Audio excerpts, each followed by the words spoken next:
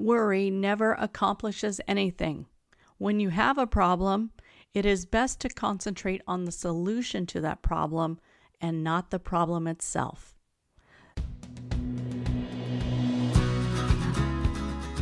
Welcome to the Listen for Life podcast with Genevieve Richardson. Genevieve is a speech-language pathologist rehabilitating adults with communication challenges after a stroke or due to a neurological impairment.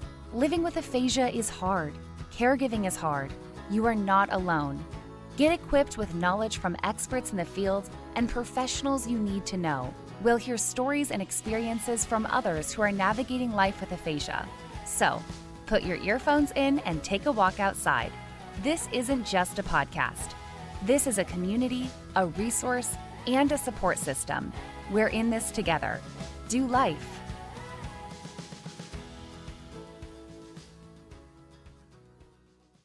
A stroke is a life-changing event for the person who survives as well as their spouse, partner, and family members.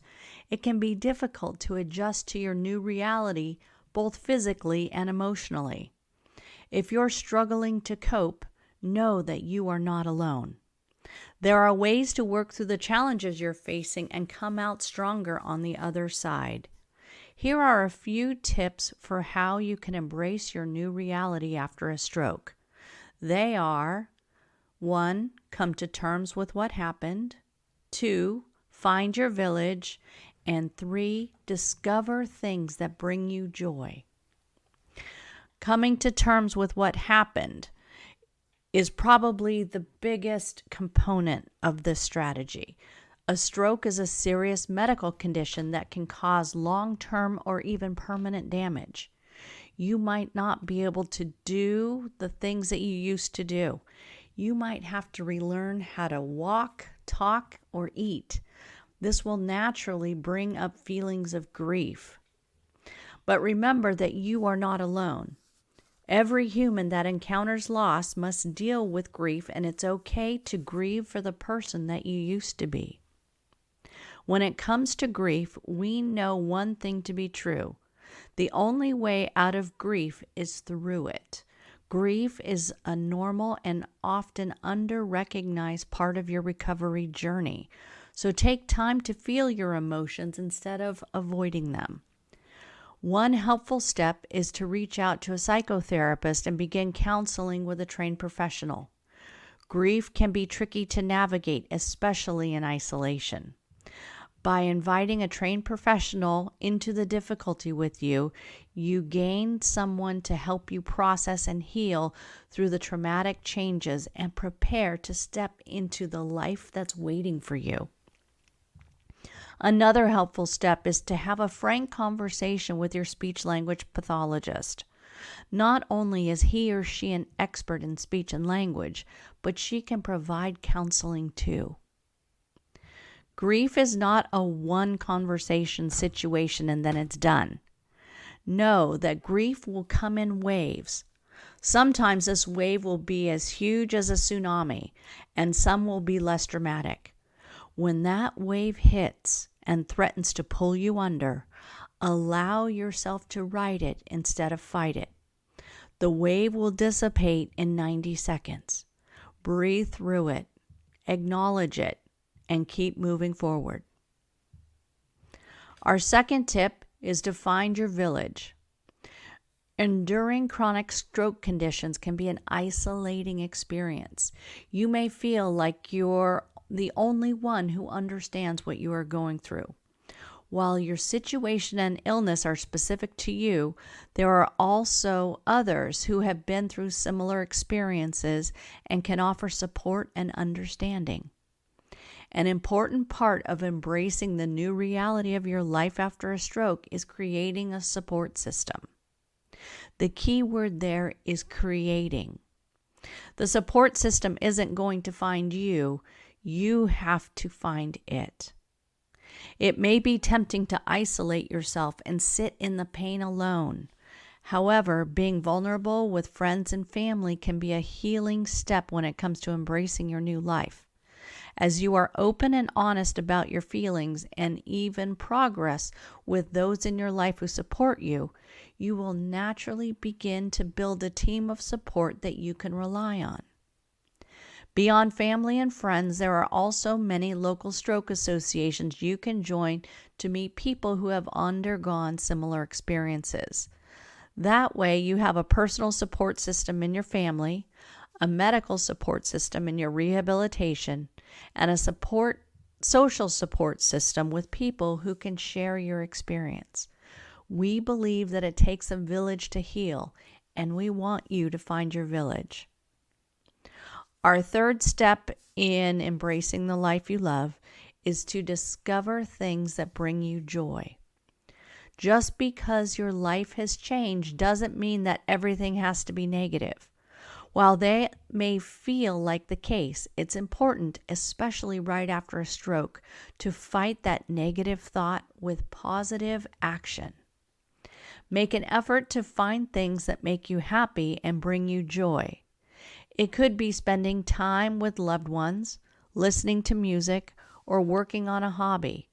When you focus on the positive, it will give you the encouragement to make it through the discouraging days. If you cannot return to your old hobbies, brainstorm about new ones that you may enjoy in this phase of life. Activities like keeping a low-maintenance pet or bird watching are always fun. Many people enjoy arts and crafts and sharpen their drawing and painting skills while navigating life after a stroke. There is also an entire population of stroke survivors who find deep joy and gratitude in gardening. They report that it helps their self-esteem, mood, and exercise levels. Plus, it's always good for us to recharge in nature with some vitamin D. Coping with stroke is no easy feat. However, embracing your new reality is an imperative concept to grasp and eventually master. We know that these big changes don't happen overnight, so start small and begin implementing some of these suggestions into your daily life over time. By grieving your losses, creating a stable, multifaceted support team, and finding things that bring you joy, you can take steps to embrace your new reality. I think you'll even be surprised how much endurance and happiness you may discover along the way. Remember, we don't believe in plateaus at Life Speech Pathology, and neither should you. So let's keep on working daily to embrace the life that's waiting for you. If you want to find a support group in your area, I have 3 suggestions for you. First, go to the American Stroke Association. Stroke.org is the website, and there's a link to it in the show notes. If you're on Facebook or Instagram, do a search for Stroke Support Group or Stroke Caregiver Support Group. And then 3, use good old Google and search for a support group in your city. If you'd like specific help in improving your communication with your loved one, Life Speech Pathology can help. Free consultations are available by phone. You can find a link for scheduling where you are listening to this episode in the show notes and on our website, dolifespeechpathology.com. If you're looking for additional resources, there's a bunch of them at dolifespeechpathology.com/resources.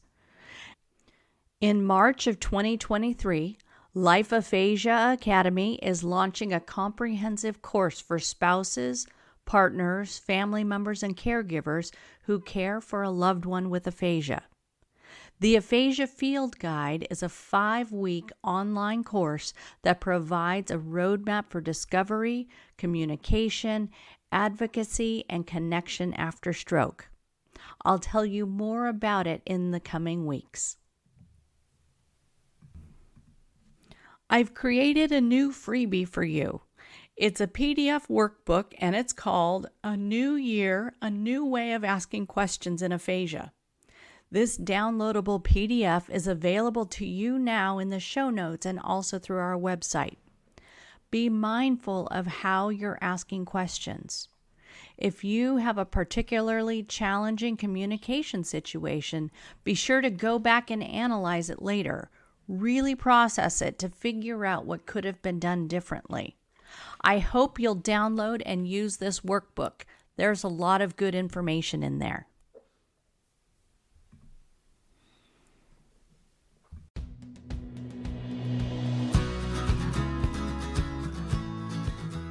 Thanks for tuning in to the Listen for Life podcast. We hope you feel empowered and supported. Head over to listenforlifepodcast.com to see the show notes with links and information from today's episode. Do you have a topic, a resource to share, or a guest recommendation? Inquiring minds want to know. Let us know in the comments section. Wishing you a fabulous week.